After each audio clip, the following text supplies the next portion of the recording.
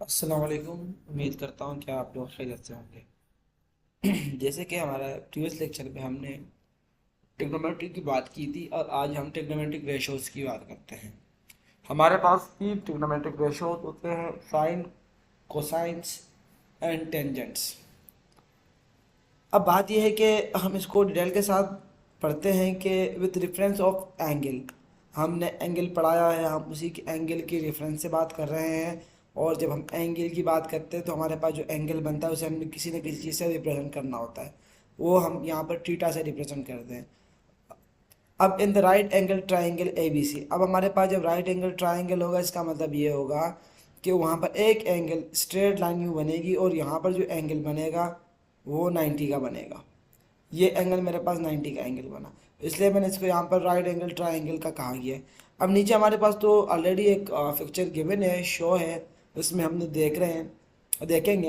लेकिन हमारे पास जो साइन बराबर होता है, जो हमारे पास साइन थीटा होता है, हम इसको साइन ई लिखते हैं और इसको शॉर्ट टर्म में फिर हमें यहाँ पे देखो साइन ई लिखा जाता है। लेकिन इसको हम जब एब्रीवेट करते हैं और हम इसको लिखते हैं तो हम इसको साइन में लिखते हैं, SIN में लिखते हैं।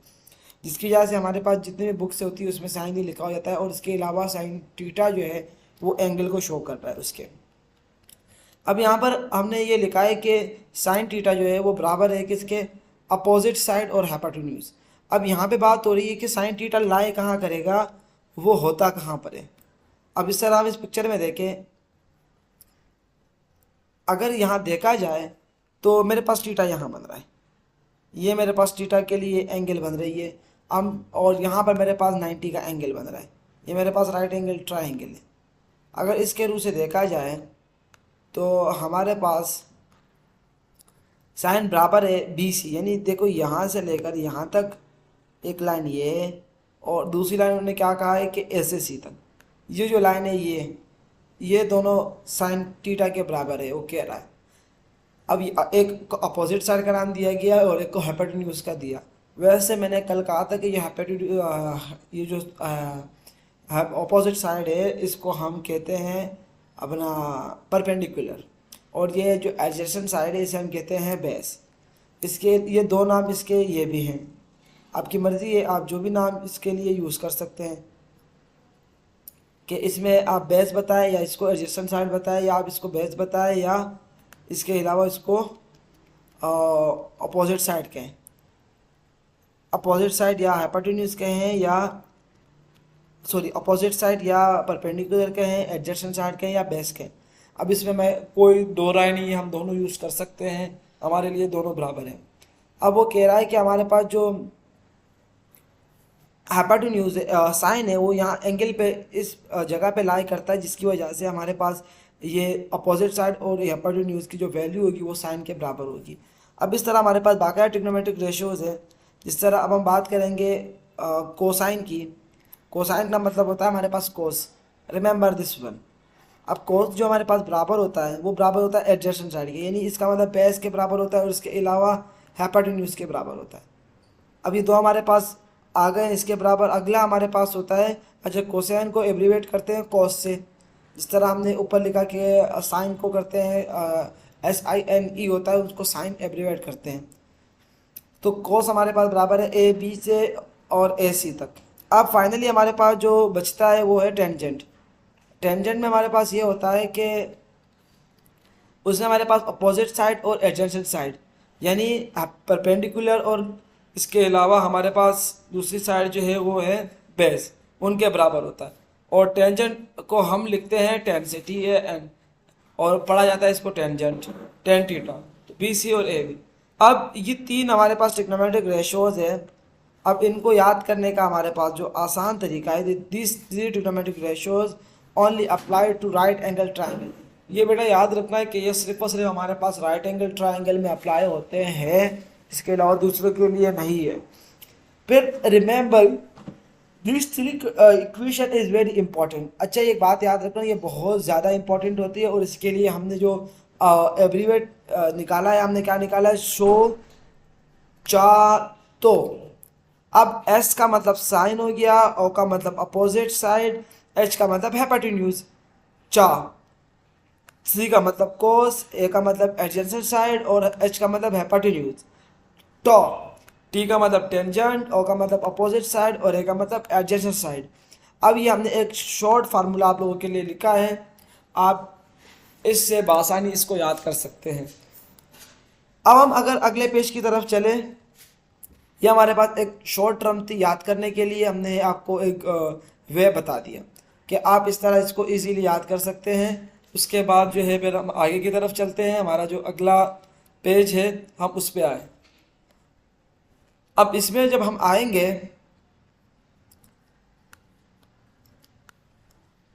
अब अगर हमारे पास हमने कहा शो SOH, ये इंडिकेट कर रहा है साइन को, sine opposite side divided by hypotenuse. ओ से मैंने कहा अपोजिट साइड और इससे हाइपोटेन्यूज, ये डिवाइड हो रहा है। फिर चाह वही मैंने कहा कि इंडिकेट कर रहा है कोस को, और इसके अलावा कोस क्या करेगा, एडजेसेंट साइड और हाइपोटेन्यूज के बराबर है। और टॉ जो है वो इंडिकेट्स कर रहा है टेन को और अपोजिट साइड और एडजेसेंट। ये मैं ऑलरेडी बता चुका हूँ। Here are some work problem to help the familiarize the our self with the trigonometric ratios, जो कि हमें इनसे मुतारिफ कराएगा। यहाँ पर कोई बहुत सारे प्रॉब्लम्स है, हम वो करते हैं जिससे हमें पता चल जाएगा कि इनका यूजेज क्या है। अब in triangle PQR shown in the figure 21.10 determine sine theta cos theta and tan theta. अब अगर बताया जाए, कहा जा रहा है कि डिटरमाइन करें साइन थीटा कोस थीटा और इसके साथ साथ टेन थीटा। अब अगर देखा जाए हमारे पास देखो P से Q तक का जो डिस्टेंस है उन्होंने 5 सेंटीमीटर दिया है, 5 दिया है, P से R तक 13 दिया है और Q से R तक क्या दिया है, 12 दिया है। अब बात यह है कि हमें साइड तो मिल गए हैं, अब हमें एंगल मालूम करने हैं। यहाँ पर एंगल के लिए हमने क्या कहा कि भाई देखो साइन थीटा बराबर है किसके, PQ के और PR के, अपोजिट साइड और हाइपोटेन्यूज के। अगर मैं 5 और 13 को डिवाइड करूंगा तो ये 0.3886 आ जाएगा। और इसी तरीके से अगर मैं कोस की वैल्यूज यहाँ रख लूँ एडजेसेंट साइड की और हाइपोटेन्यूज की, तो हमारे पास 0.923 आ जाएगा। और अगर इसी तरीके से मैं टेंजेंट की वैल्यू रखूँ तो वो मेरे पास 0.413 आ जाएगा। सिंपली कैलकुलेशन है, आप इजीली कैलकुलेटर से कर सकते हैं और वैल्यूज ऊपर गिवन है, फार्मूला आपके स्क्रीन पे सामने है। अब आगे चलते हैं। इसके साथ साथ जैसे हम आगे की तरफ बढ़ेंगे, एक और प्रॉब्लम है हमारे पास जिसमें कहा गया है कि in triangle ABC of figure 21.11 determine the length AC sine C cos C tan C और साइन A कोस A और n tan A। अब एक बात याद रखना, यहाँ पर जो A है या साइन C है, ये हमारे पास क्या है, एंगल्स की बात हो रही है। अब हम चलते हैं, इसको सॉल्व करते हैं। हमने पिथागोरस थ्योरम पढ़ा था कि हाइपोटेन्यूज स्क्वायर बराबर होता है बेस स्क्वायर के और प्लस परपेंडिकुलर स्क्वायर के। वही फार्मूला है हमारे पास यहाँ पर, और वही जो वैल्यूज हमें दो गिवन है, हमारे पास हाइपोटेन्यूज नहीं था तो हमने उसको पहले मालूम करने के लिए इन दोनों वैल्यूज का यूज़ किया और हमारे पास ये आ गया AC की वैल्यू जो हमें यहाँ पर गिवन नहीं थी वो हमने फाइंड कर ली। वो कितने आई हमारे पास 5.778। जब हम ये वैल्यू फाइंड कर लेते हैं उसके बाद हम इसको सोल्व करेंगे। अब बाकायदा साइन A और कॉस A ये सारी वैल्यूज हमें निकालनी है। अब उसको निकालने के लिए हमने क्या किया, हम वापस ऊपर चले जाते हैं। अब वैल्यूज हमारे पास सारी आ गई, हमने एक एक वैल्यूज को यहाँ पर फार्मूले में पुट करते गए। जिस तरह साइन AB की वैल्यू मेरे पास गिवन थी और AC की वैल्यू मैं निकाल चुका हूँ, वो 5.778 थी। इससे डिवाइड करेंगे तो मेरे पास 0.006 आया। इस तरीके से जब मैंने cos C को मालूम किया, फिर tan C को और फिर साइन A को। अब साइन A में मेरे पास BC आया, क्योंकि जब मैं साइन A की तरफ जा रहा हूँ तो मुझे वहाँ पर फार्मूला चेंज करना पड़ रहा है। इसके अलावा कोस A और फिर टेंजेंट A। हमारे पास ये सारी चीज़ें हो चुकी। इसके बाद हम अगले प्रॉब्लम की तरफ चलते हैं। हमारे पास अगला प्रॉब्लम है, उसमें हमारे पास है कि if 10b equal to 8.8/15 determine the value of sine B in cos B। अब in right angle triangle ABC in shown figure 21.12 if 10b equal to 8/15 then AC equal to 8 and BC equal to 15। अब हमारे पास दो साइडें given है, एक ये रहा और एक हमारे पास ये है। हमें मालूम क्या करना है, हमें कोस बीटा और साइन बीटा हमें मालूम करना है और हमें प्रॉब्लम बाकाया सब आपके सामने है जो कि गिवन है। हमने क्या किया, पिथागोरस थ्योरम से हमने तीसरी साइड मालूम की। तीसरी साइड मालूम करने का फार्मूला हमारे पास वही पिथागोरस में जो यूज होता है वही हमने इस्तेमाल किया। फिर उसके बाद हमने ये वैल्यू यहाँ रखी और यहाँ से हमें फाइनल आंसर मिल गया।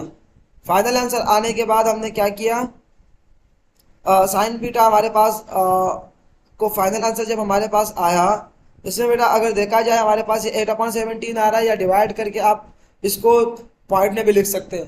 तो ये फार्मूला तो हमारे पास सारे गिवन है, वैल्यूज गिवन है, डिवाइड करते जाएंगे आपको सारे आंसर मिलते जाएंगे। ये सारे वैल्यूज फाइंड करने के बाद हम नेक्स्ट स्टेप पे जा रहे हैं। नेक्स्ट प्रॉब्लम पे ये हमारे पास ये प्रॉब्लम यहाँ पे खत्म हो गई है। उसमें कह रहा है कि नेक्स्ट प्रॉब्लम में point a lines eight coordinate 2, 3 and point B at 7. Determine the distance AB and the guardian of the straight line of AB. अब हम नेक्स्ट पेज पे आते हैं। जिस तरह प्रॉब्लम में बताया गया है, हमारे पास एक कोऑर्डिनेट में एक पॉइंट की बात हुई है। हमने क्या कहा था कि point A, B2 are shown in the figure. Point A ये रहा, पॉइंट B हमारे पास ये रहा। पॉइंट ए और पॉइंट बी हमारे पास दोनों इन फिगर में शोन हुए हैं, दिखाए गए हैं, और हमें यहाँ का ये एंगल मालूम करना है और बाकी चीज़ हमें फाइंड आउट करनी है।